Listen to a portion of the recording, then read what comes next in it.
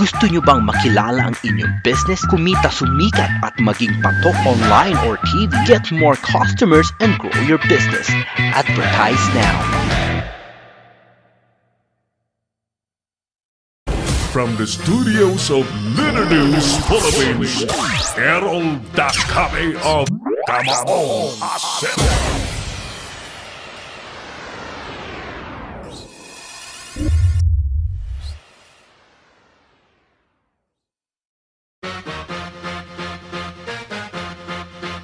Tuloy tayo sa ating palatuntunang Kamao Asero mga suki. Ako pa rin po ito si Errol Dakabe. Balikan natin ang ating survey question sa hapon pong ito. Sa pagdagsa po ng mga Chinese workers sa bansa, makakahanap pa ba ng trabaho ang mga bagong graduates na Pinoy ngayong taon 2019? Ayan, congratulations ulit sa mga magulang ng kanilang mga anak po ay magtatapos ngayong graduation rites sa iba't ibang mga eskwelahan. At sa mga nagtapos na, congratulations po. Ayan po ay kaligayahan po ng isang magulang ang makitang ang anak po ay nakasuot po ng toga at magmamarcha po papunta sa entablado at tatanggapin ang diploma at ipuputong po ang sombrero ng pagtatapos. Ayos, sige! Isa pang report mga suki bago natin kausapin si senatorial candidate senatorial candidate Mel Chavez. Ang pangulo po ng Labor Party of the Philippines at ito po ay tamang-tama dito po sa ating main topic this afternoon. Senador Drilon nananawagan daw po sa Pangulong Duterte na i-veto ang internal realignment ng House. O di kaya yung budget na kinalikot po ng mga kongresista. Ayan, na pinamumunuan po ni GMA. Alamin natin ang detalye ng balitang yan. Hatid sa atin ni paring Jojo Sicatlay mula po sa Senado ng Pilipinas. Paring Joe, nagbabalik. Welcome back.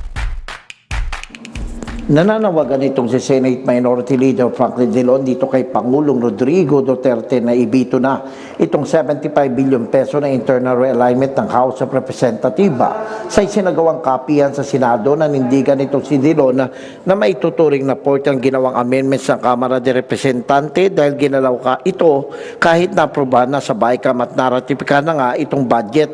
Ginit ni Drilon na wala ng choice ang Pangulo kundi ibito itong questionable items sa budget na isinumite ng House. Ipinaliwanag ni Drilon sa nakalagay sa sertifikasyon nito Senate President Vicente Tito Soto III na limitado lamang yung kanyang nilagdaang budget sa mga items na inaprobahan sa BICAM at naratipikahan nga ng dalawang kapulungan ng Kongreso. Aniya, hindi nila kinikilala o hindi kinikilala ng Senado itong items na ginalaw ng Kamara matapos yung BICAM approval at certification ng tinutukoy nga dito itong internal realignment na 75 billion pesos.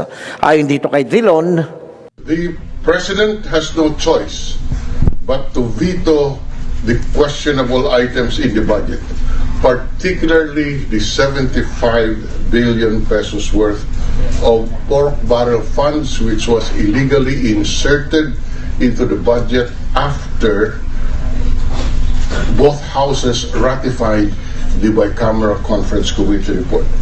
I repeat, the choice of the President has no choice but to veto. Why? Because the certification of Senate President Soto is clearly limited only to those items which were approved in the bicameral conference committee and ratified by both houses of Congress. In effect, iginit pa ni Drilon na may desisyon na dito ang Supreme Court na inihain noon ng yumaot dating Senador Joker Arroyo na nagdesisyon noong August 14, 1997 kung saan tinutukoy na ang enrolled bill copy ay rule of evidence na tanging ang Pangulo lamang ang maaaring mag-aproba o magbito tulad ng proseso sa budget system sa bansa. Dagdag pa ni Drilon na ang kinikilalang enrolled bill ay naaayon sa batas ay yung inaprubahan sa BICAM at naratipikahan nga ng dalawang kapulungan ng Kongreso. Ito si Jojo Sikat nagulat para sa Leader News Philippines. Si Errol Dacame, ang Kamaong Asero.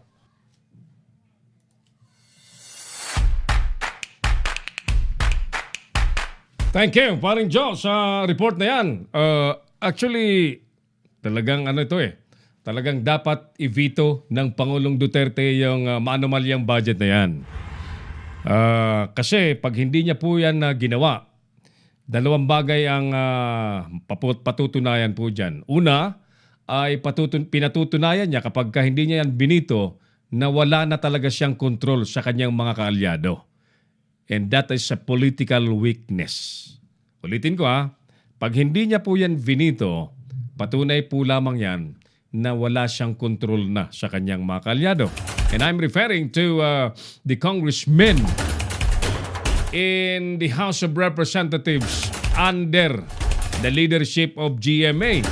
Ibig sabihin nito, hindi niya na makontrol si GMA na ang totoo niyan mga kaibigan, si GMA ay naghahanda para sa kanyang sariling political agenda out of the agenda of the President, away from the agenda of the President. Naghahanda siya Nilalatagan niya ng mga pondo ang kanyang mga kabarkada, mga kapartido sa lakas. Of course, para lumakas uli yung kanilang grupo na lakas. Ayan. So, pangalawa, mga kaibigan, kung ang budget na yan ay hindi ibivito ng Pangulong Duterte, may patutunayan niya na hindi tunay ang kanyang kampanya laban sa korupsyon. Ulitin ko, yung sinasabi ni Drilon na binabansagan nilang baboy, may desisyon na nga po ang Supreme Court patungkol po sa pork barrel na illegal yan. Dinesisyon na long time ago ng Supreme Court. Kaso na isinampa ni dating Senador Joker Arroyo. Diyan po sa Kongreso, lahat ng mga kongresista diyan, pati party list congressmen, nagkakamal po ng pork barrel. Sa Senado, may dalawa sanang senador na hindi po kumukuha ng pork barrel. Countrywide Development Fund, ang tawag po ng iba.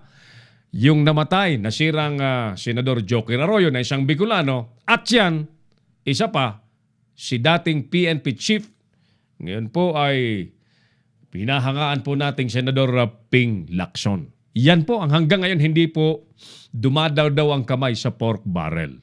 Ayan. So, actually, kung papipiliin tayo ng susunod na Pangulo, we can consider Ping Lacson.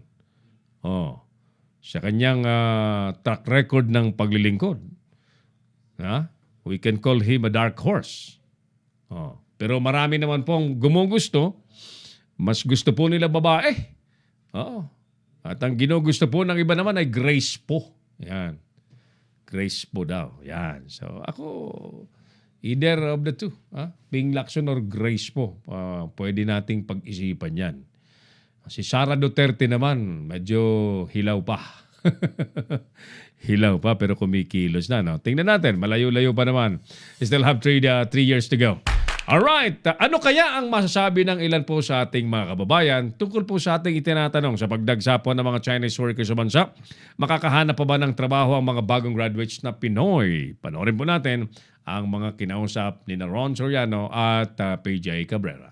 Ko na naman to. Ma'am, good afternoon sa Leader News Philippines po. Sa palagay niyo po ba makakakuha agad ng trabaho yung mga newly graduates nating kababayan matapos ang nababalitang pagpasok ng mga Chinese workers sa Pilipinas? Ano po ang komento niyo dito? Siyempre, ikaw may business sa Pilipinas, piliin mo yung kapwa mo Pilipino kasi sa Pilipinas. Usually naman kahit sabihin natin mga Chinese na magtatrabaho dito, for sure, mag-business din sila kasi ito yung mindset ng Chinese. Like, tingin ko po, meron pa rin. May chance pa rin. May chance pa rin na mas makakuha ng trabaho. Sige po, salamat po. Sa Leader News Philippines, survey question lang po. Sa palagay niyo po ba ay makakahanap po kaya agad ng trabaho ang mga newly grads nating mga kababayan? Despite the fact na patuloy yung pagpasok po ng mga Chinese workers sa Pilipinas? as of my opinion, sir, maganda tanghali din sa inyo. Sa akin lang, makakahanap pa din sila ng trabaho kahit sila ay graduate or hindi sila graduate. Kung yung mga hindi nga graduate ngayon, nakakapasok pa sa mga malalaking kumpanya, yung pang mga graduate natin na nag-aaral ng maayos, sila pa ba hindi makakapasok sa kumpanya na maayos? O mas mabilis silang matatanda?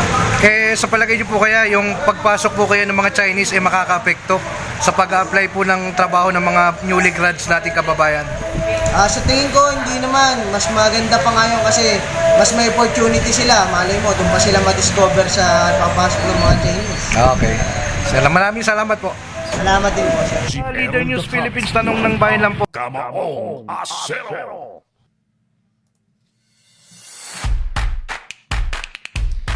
Alright, thank you. Marami pa yatang kababayan nating sumagot kanina, no? Balikan natin yan. In the meantime, mga Suki, as promised, nasa linya po natin ang Pangulo ng Labor Party of the Philippines at tumatakbo rin po bilang senador ng Republika ng Pilipinas. Ang tao pong nagsusulong ng kapakanan ng mga manggagawang Pilipino. May tamang-tama ito sa topic natin this afternoon. Nasa linya po natin, senatorial candidate Mel Chavez. Sir Mel, magandang hapon po. Welcome back sa ating palatuntunang Kamaong Asero sa Leader News Philippines at sa Pinoy Extreme Channel. Parang Errol, at nagkataon lang tayo nandito sa Digos, Davao del Sur. Ay, nandyan po ang tropa po ninyo nangangamay-kamay, Senador Mel. Yes, sa tingin ko ay tuloy-tuloy na itong pagbibigay daan natin sa mga kababayan natin na mga kampanya, particular dito sa Davao del Sur at saka sa kabuuan ng Kaminganawan. Very good. Nice to hear that. Now, kaya po namin kayo tinawagan. Tamang-tama po itong topic na ito, no? Ngayon po ay season ng graduation ng mga estudyante. Well, especially sa college, ano? College students na nakapagtapos na. So, ang sunod na poproblemahin po nila ay paghahanap ng trabaho. Pero may issue kasi ngayon na talagang libo-libo ang mga manggagawang in-check na pumasok na po sa Pilipinas. At tila baga, hindi lang po ipinagtatapat ng gobyerno, ay tila baga bahagi ito ng kontrata ng mga loans na pinirmahan po ng gobyerno sa China. Senator Mel, apo. At siguro, sa tingin ko ito ating kasamang Errol, ay nga ang ating mga bagong graduate na mga college graduate dahil sa tindiho ng pagnanasa ng ating pamahalaan, samantalang ang ating mga kababayan na gustong magtrabaho at para magiging kaaya-aya ang kanilang pagtatapos at magkakaroon sila ng kaunting biyaya naman para sa pagsasagawa ng kanilang mga magulang na ito'y magiging daan na magiging makakatulong na sa kanila. Yeah. Pero ang tingin natin na kasamang Errol ay mga bagay na hindi natin magagawa ng pagkakataon dahil ang pangyayaring ito ay nakikita natin na kung saan ay ang mga Chino ay nagnanasang ang nasabing mga kababayan natin na dapat magtrabaho ay hindi ho nakapagtatrabaho na. Yes. Apo. Ano? Ito parang Errol. Apo. Medyo talagang may problema ang ating mga fresh graduate na kung saan ay kailangan ho natin magkakaroon ng pagbibigay daan itong ating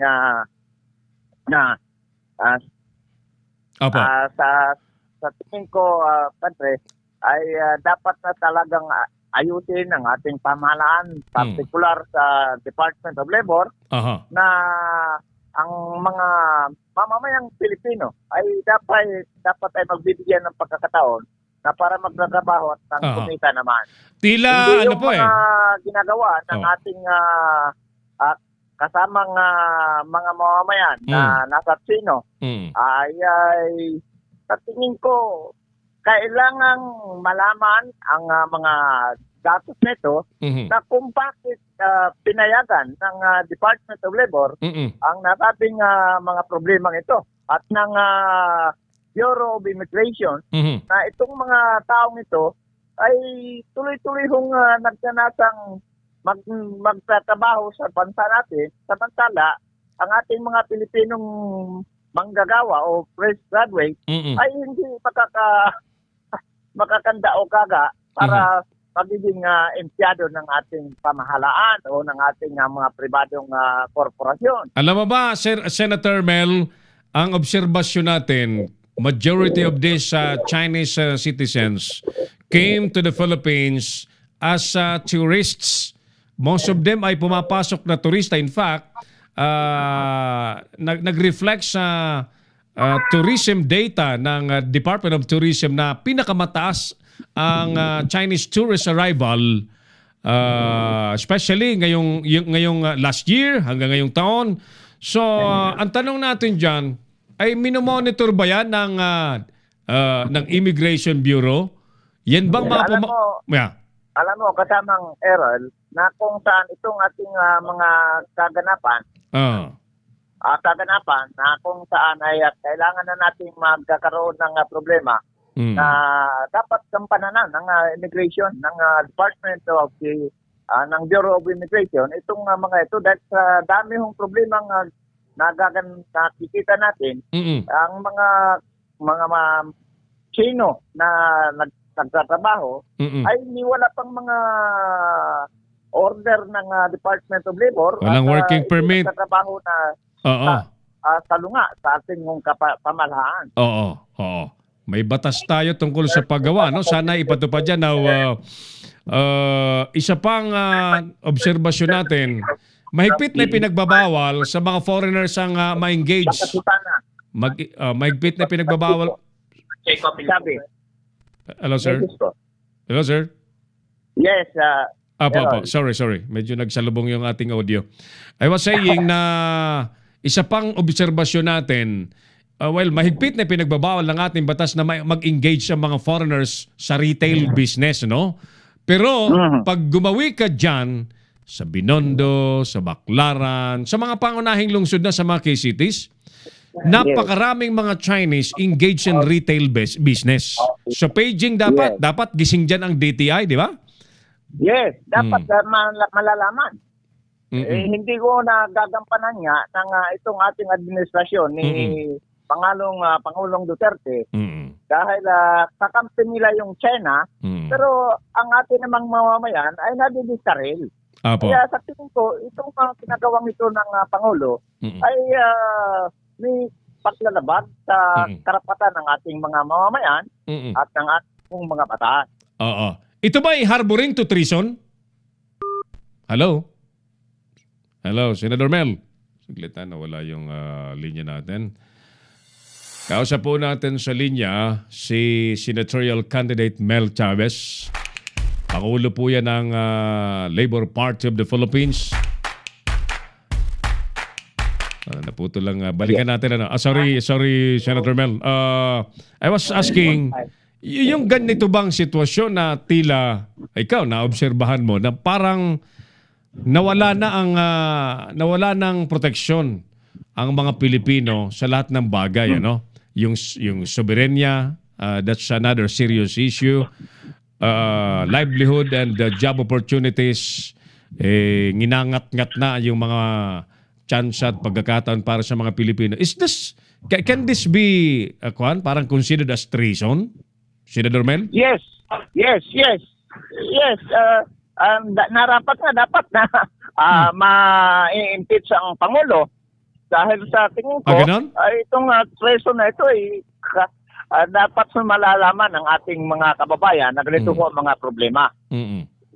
Pero ganun pa man ay ang ating hong pagnanasa na dapat ayusin ho ng Pangulo ang mga problema natin. Anong suggestion mo, Sir Mel? Hindi naman yung lahat ng Chino ay magkakaroon ng pagkakataon na sa atin hong mga kababayan.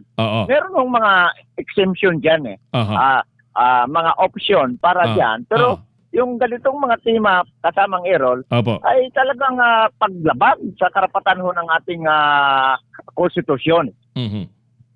Alright. Kaya alam mo naman, ang Labor Party, mga kumakandidato namin, mga abogado rin at nasa Federation of Labor. Katulad ni na Atty. Matula at saka Atty. Alan Montaño. Kaya sa tingin ko, ay nararapat na nating maging kaaya-aya na itong ginagawa ng Pangulo na para sa kapakanan dapat ng ating mga kababayan. Ano ngayon ang gagawin mo sa isyong ito kapag kanahalal ka bilang senador, Sir Mel?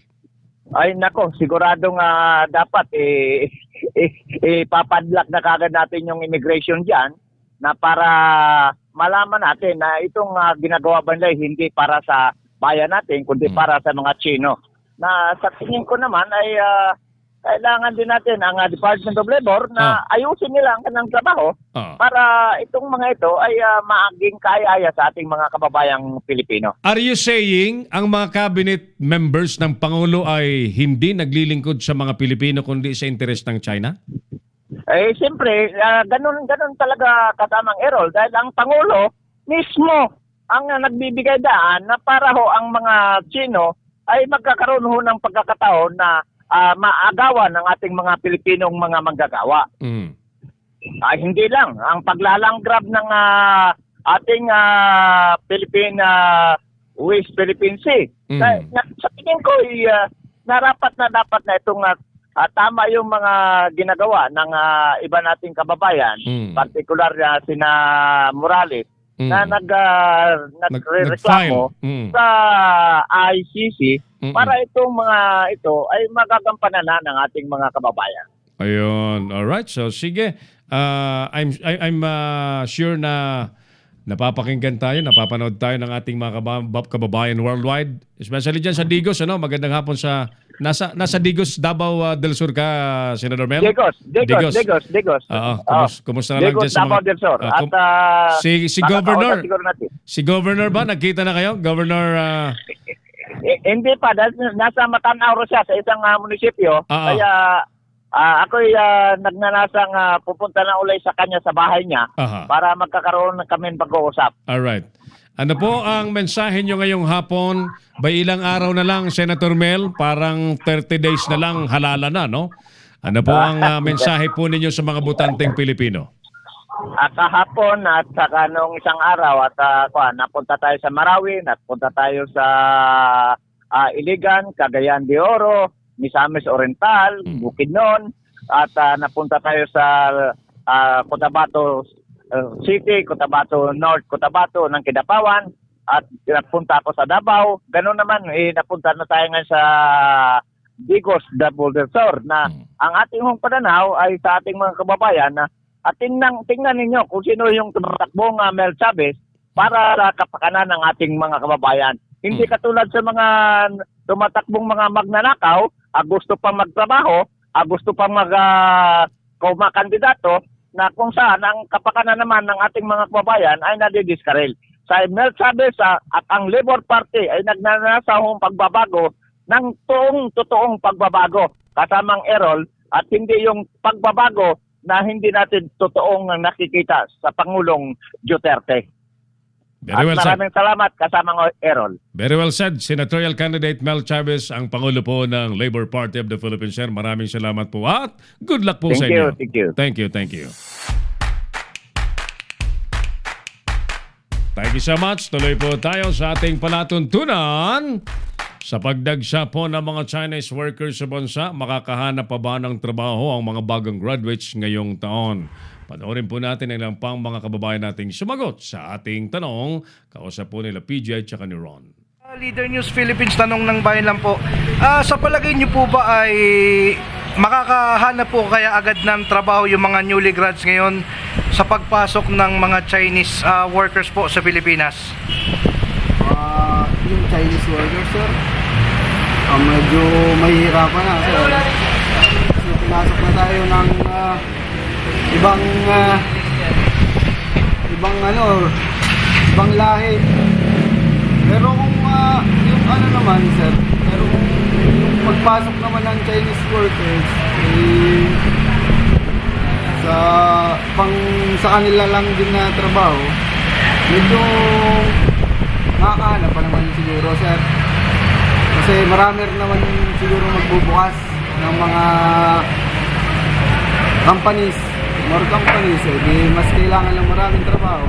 Tapos siguro yung mga uupong mga manunungkulan, sana gawin nila yung tama yung pagpapalaganap ng maraming empleyado, siguro. Maraming trabaho para sa mga Pilipino. Maraming trabaho para sa Pilipino. Siyempre, kung dadayin tayo ng mga Chinese workers, siyempre, priority natin, nasa bansa natin tayo. Siyempre, unahin natin yung mga kababayan natin. Sige, sir. Maraming salamat po. Opo. Sir, magandang hapon po, sir. Para po sa tanong sa bayan po ng Leader News, ito po yung question namin. Sang-ayon ba kayong magkaroon ng batas laban sa pagkakalat ng mga fake news? Oo, sir. Sang-ayon sa batas ng fake news para may masiwasan din yung mga puro-puro. Si Errol Dacame, ang Kamaong Asero. Iba yung topic ni Ron. Hindi, nagamit na natin yun, di ba? Tungkol sa fake news yung topic niya. Ba't ganon? Bakit ganon? Hindi nyo napansin yun? Hindi yata yun. Hindi yun. Anyway, thank you. So, salamat po sa mga kababayan nating sumagot sa ating survey question.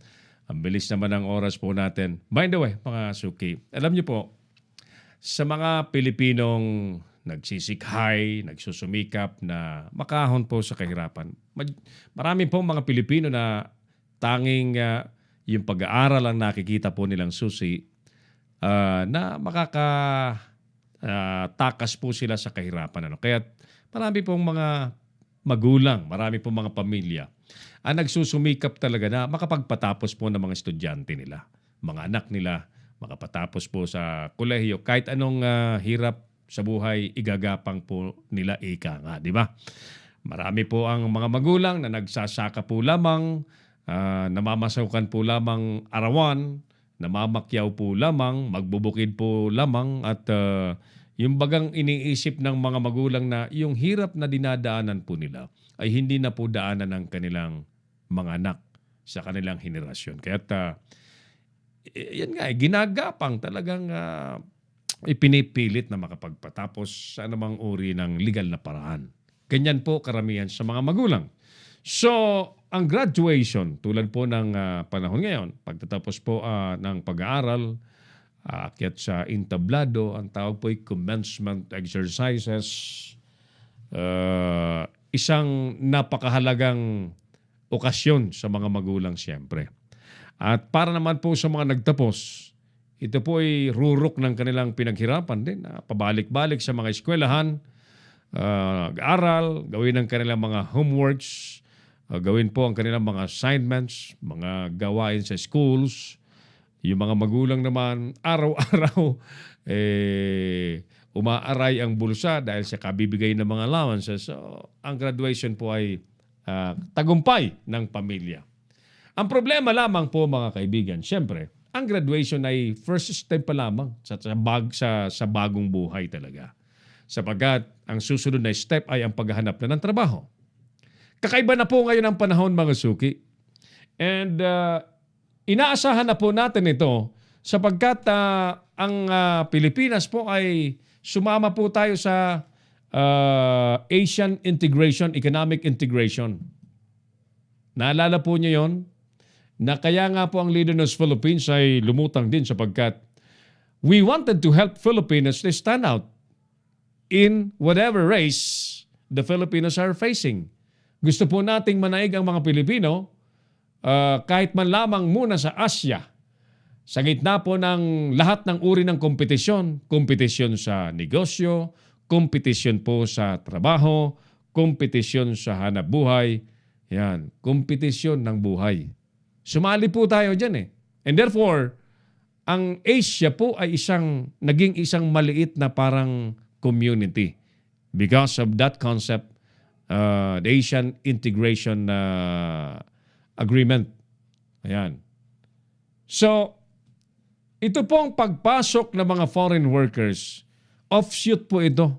Bunga po ito ng ASEAN integration na tinatawag.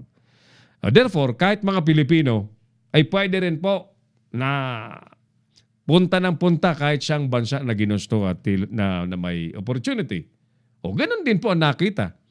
Yung China, matalino. Magulang ang China. Sino man pong umutang sa kanila na bansa, magkano man ay pauutangin po nila. Ang unang gulang ng mga loan agreements na yan, mataas ang interest rate. Pangalawa, kailangan lahat ng materyales manggagaling sa China. Sunod, lahat ng mga manggagawa manggagaling po sa China, mga Chinoy, mga Chinese workers. At yan ay lulunukin ng sino man pong nangungutang na bansa kung gustong umutang. At yan po ang nararanasan po natin. Ayaw man pong isa publiko po yan ng gobyerno, pero yun po ang totoo. So dahil kailangan daw po natin ng pera, nangungutang po ang gobyerno. Nga lamang, may mga sinasabi pong choices naman sana. Maliban po sa China, meron pa namang mga bansa daw na pwedeng magpautang sa atin para sa mga proyekto na may mas mababa pang interest kaysa sa China.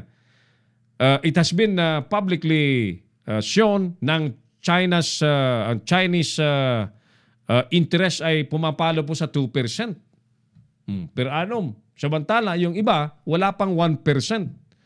But I really wonder why mas pinili pa rin po ng gobyerno ang umutang sa China despite sa kabila po ng napakataas na interest.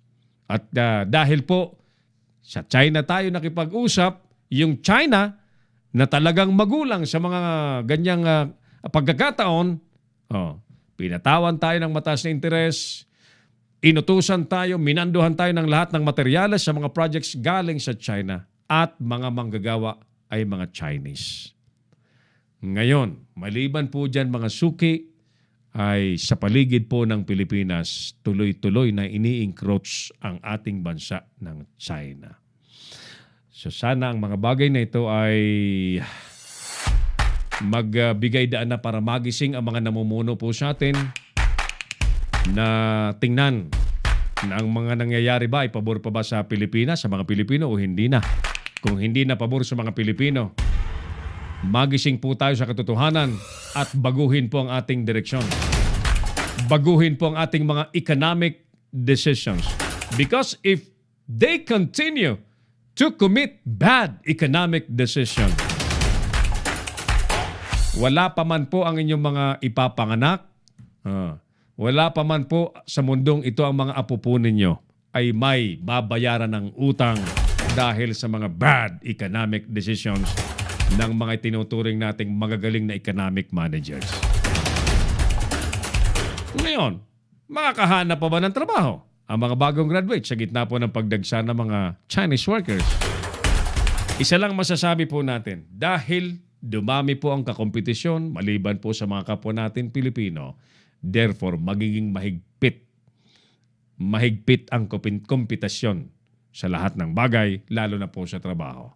With that mga kaibigan, mga suki, kami po ay magbababa na ng tabing ng ating palatuntunang Kamaong Asero sa Leader ng Philippines sa Pinoy Extreme Channel. Sa ngalan pa rin po ng ating mga nakakasama sa paglilingkod, ating programa po ay pinilipad ni Clarence Andaya, ating broadcast officer, together with Earl Nico Dacame. Again, ng ating pagbati ng happy graduation sa aking bunso si Hedrick, na nagtapos ngayong araw na ito sa elementary. At sa lahat pong mga graduates, good luck guys! Sana makahanap kayo kaagad ng magandang trabaho. Pero paalala po natin, kung ang dadaanan po ninyo ay first job, huwag na kayong mamili. Basta pwede at legal na trabaho, pasukin na po yan so that you can have your needed experience. Ako pa rin po mga suki ang inyong Kamaong Asero Cheryl Dacame. Maraming salamat. God bless Pilipinas. Inyong napanood ang mga batas na banat ni Errol Dacame sa Kamaong Asero. Abangang muli dito sa Leader News Philippines.